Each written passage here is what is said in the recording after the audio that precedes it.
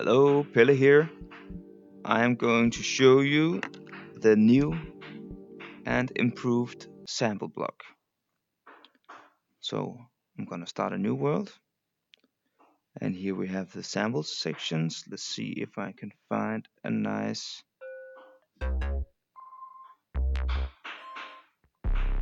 sample to load. Let's get some of the drums. No? Hmm.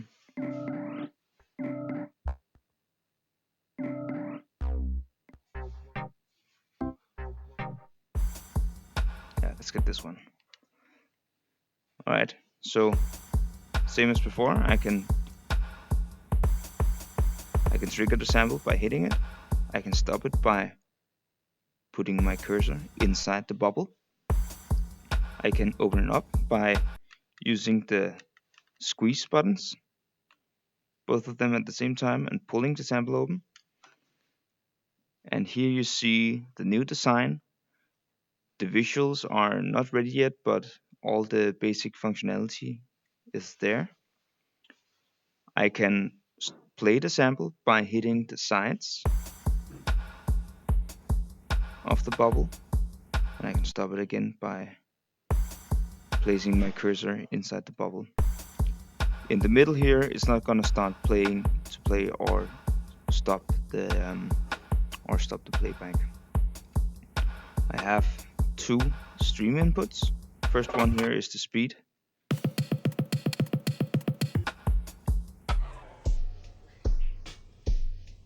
If it goes negative, the sample plays backwards.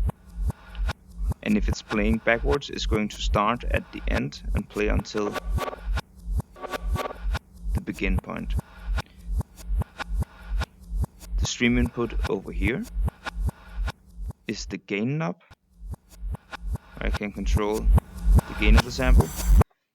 We still have to fix the visuals, of course, but the audio is working like it should. Then moving on to how to patch this new block. Let's get a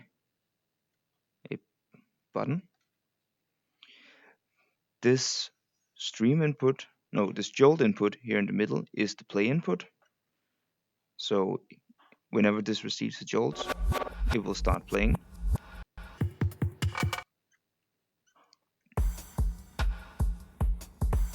And this input expects a value between 0 and 1. That is the start position in between the start and the end point. So if I send 0.5 here, it's going to start in the middle. If it's closer to 0, it's going to start closer to the begin point. And if it's closer to the end, it's going to start closer to the end point. These end and begin points, they can be changed very easily by just touching them with your controller and then pressing the pistol trigger, and you can move the endpoints. And the playback position is always going to be in between these two. So at 0, we have the start point, and at 1 is the end point. And you hear nothing is playing, but that's because we're starting playback right at the end, and it stops right away.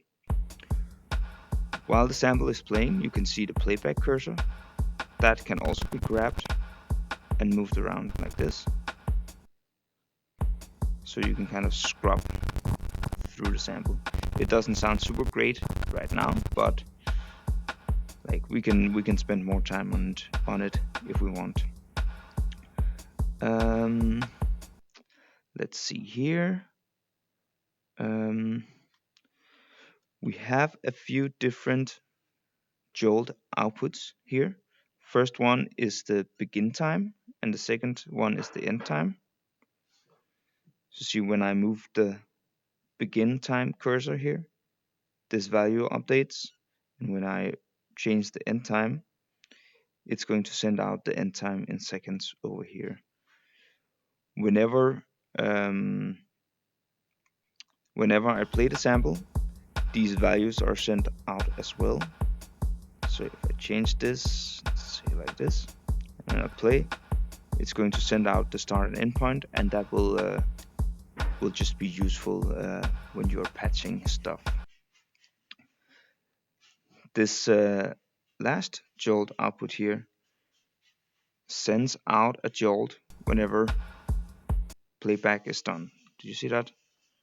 When it reaches the red one, the button is going to be pressed. Oop.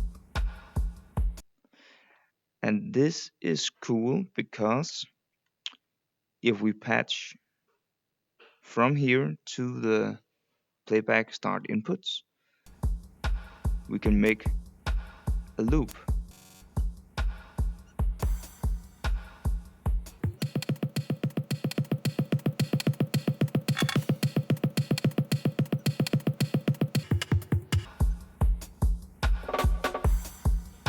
Like that.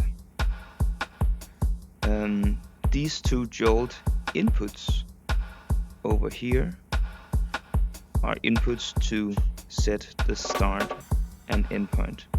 So you can see when I send a value to here, the green cursor is changing, and when I send a value to this one, the red cursor changes. Alright, so that are all the features that are on the bubble. One thing you might have noticed is that the bubble doesn't have a stream output.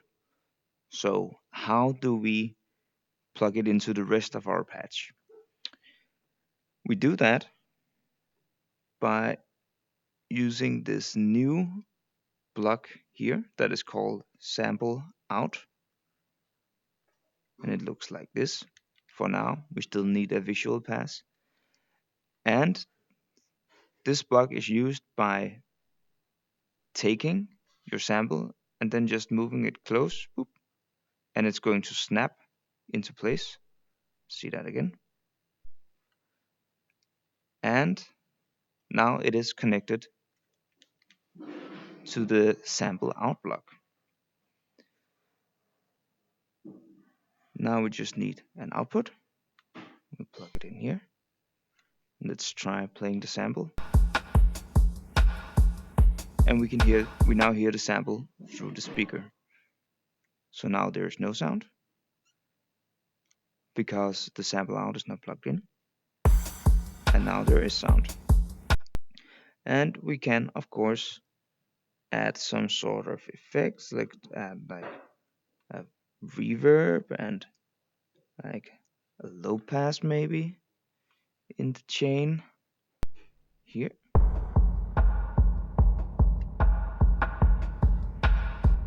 Let's get some more resonance, some more reverb.